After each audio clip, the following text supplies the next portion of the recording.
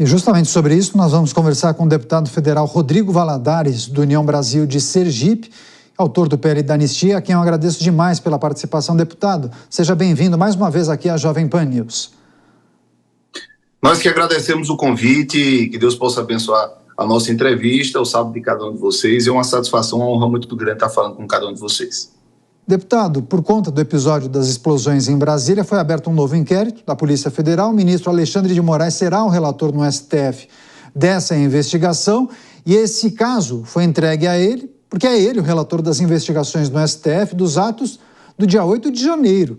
Agora, muito se falou que esse episódio poderia prejudicar o andamento do PL da anistia. E essa teria sido uma avaliação de deputados da base governista e também da oposição. Eu te pergunto, deputado, sendo sincero, o cenário agora é mais difícil? Veja, nós devemos tratar os fatos como realmente são. Eu não vejo nenhum tipo de correlação no lamentável, trágico suicídio que foi o que aconteceu nesses últimos dias com o 8 de janeiro. O que nós entendemos desse senhor, que é uma pessoa que claramente sofria transtornos mentais, estava em surto psicótico, é muito claro pelas imagens que estão divulgadas, utilizou fogos de festa junina, que nós lá no Nordeste utilizamos bastante durante o período de São João e São Pedro, e, ao que tudo indica pelas imagens, se suicidou. Ele não tentou cometer nenhum tipo de atentado, até porque ele não tinha, com fogos de artifício, você não vai conseguir explodir o STF como na sua mente louca ele poderia imaginar. O que a gente está vendo aí, inclusive nessa imagem que segue, é que foi realmente um suicídio. Então nós não podemos, de maneira alguma, vincular isso ao que aconteceu no Rio de Janeiro, ao PL da Anistia. Eu acho que é de uma desonestidade por parte desses deputados de governo que querem agora colocar tudo num balaio de gato. Isso aí realmente foi um fato isolado, um lobo solitário, e a gente espera que o PL da Anistia possa seguir. O Brasil precisa dessa resposta, o Brasil precisa desse sentimento de justiça, porque a gente vê pessoas de 60, 70 anos condenadas a 17 anos por terem participado de uma manifestação. Isso aí nos causa um sentimento de injustiça muito forte em nosso país. Agora, qual é a negociação que agora deve seguir a partir desse episódio? Claro que a gente tem acompanhado as muitas tratativas que acontecem na Câmara dos Deputados. Aguarda-se, inclusive, a formação de uma comissão especial. Muitos entendiam inicialmente que poderia haver, inclusive, a votação neste ano, mas há quem projete já para o ano que vem, inclusive, sob a gestão de um novo presidente na Câmara dos Deputados. Qual é a situação de momento? O que se trata na Câmara dos Deputados em relação ao PL da Anistia, deputado? Realmente, os prazos vêm se apertando e nós tínhamos uma expectativa que já pudesse ter essa comissão especial formada já agora, neste mês de novembro, para que a gente pudesse acelerar os trabalhos e ter, sim, a votação em dezembro. Eu confesso que eu não desisto ainda desta opção.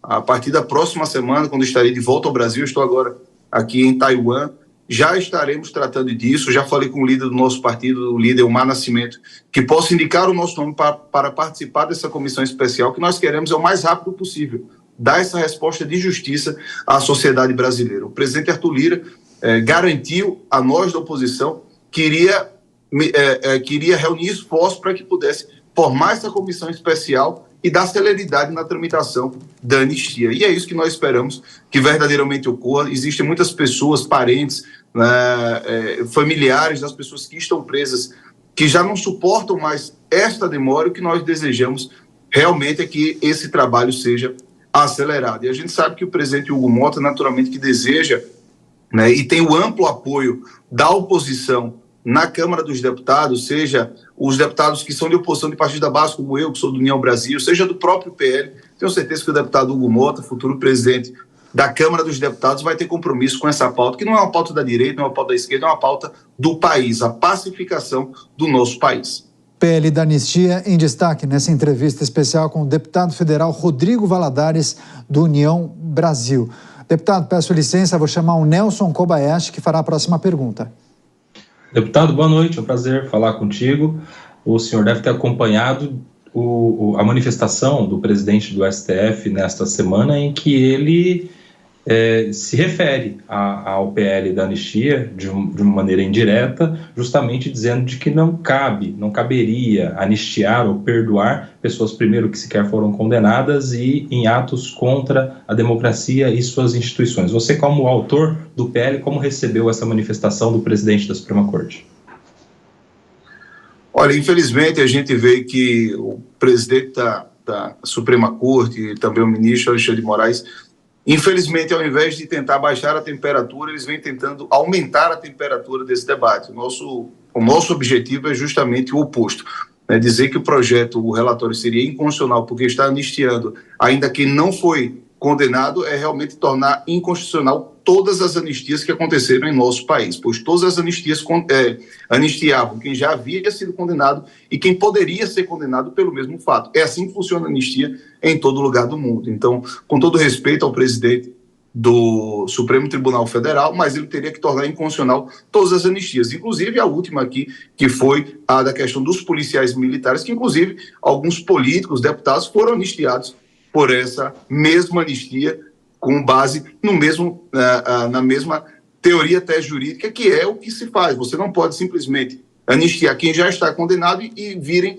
condenações após o fato idênticas e essas pessoas não estarem condenadas apenas pelo lapso temporal da justiça, que demorou mais para condenar um e menos para condenar outro. Agora, deputado, dois aspectos. Primeiro, queria me ater ao texto, porque muito se comenta sobre a possibilidade desse PL abarcar também um dispositivo que poderia culminar na reversão da inelegibilidade do ex-presidente Jair Bolsonaro. Na verdade, de que forma isso poderia acontecer? Certamente o senhor já deve ter conversado com alguns colegas parlamentares. Há quem diga que isso poderia ser discutido na própria comissão especial, uma sugestão de emenda, um texto adicionado depois, enfim, queria escutar do senhor. E também muito se fala sobre a possibilidade de aprovação, mas depois da judicialização, isso no próprio Supremo Tribunal Federal. Queria que o senhor também refletisse a respeito dessa possibilidade. Na verdade, durante a comissão especial, será realmente formado um novo texto. Um novo texto, o que nós entendemos que foi dito pelo presidente Arthur Lira, que seja um texto com mais consenso, inclusive com consenso do Supremo Tribunal Federal. A nossa intenção não é, de forma alguma, obter nenhum tipo de destaque ou vantagem política. O que nós queremos verdadeiramente é ver aquelas pessoas fora da cadeia. Se o Supremo tiver alguma sugestão que possa melhorar o texto e dar liberdade para aquelas pessoas, pode ter certeza que todos nós estaremos de braços abertos para acolher. O problema é que nós queremos entender se realmente o Supremo Tribunal Federal deseja baixar a temperatura dessa discussão, se deseja colocar mais lenha na fogueira, o que não é nossa intenção. Então, se existe esse esforço concentrado do presidente Arthur Lira, de outros deputados, da comissão especial, para buscar esse entendimento e evitar essa futura judicialização, é do nosso interesse também. Nós não temos interesse em acontecer como aconteceu com Daniel Silveira. O presidente Bolsonaro, né, concedeu a ele o indulto, né, na verdade a graça, e o Supremo Tribunal Federal depois tornou inconstitucional numa interpretação extremamente extensiva, uma interpretação extremamente criativa das cláusulas pétreas da Constituição Federal, utilizando aquele fato como se fosse um atentado à democracia, embarcando a democracia como uma cláusula pétrea, que na verdade não é, o Estado republicano, ou seja, a República Federativa do Brasil, que é uma cláusula pétrea.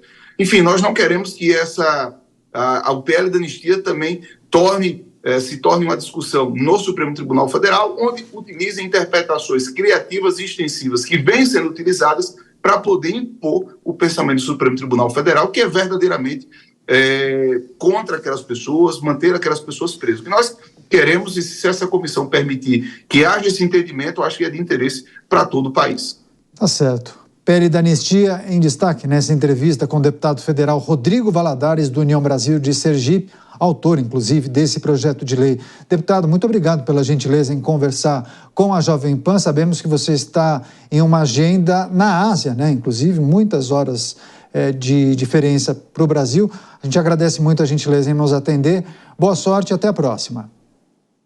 Nós que agradecemos um convite, um bom final de sábado para vocês, um bom início de domingo aqui para a gente. Seguimos a nossa missão aqui em Taiwan. Que Deus abençoe cada um de vocês. Muito obrigado. Até a próxima.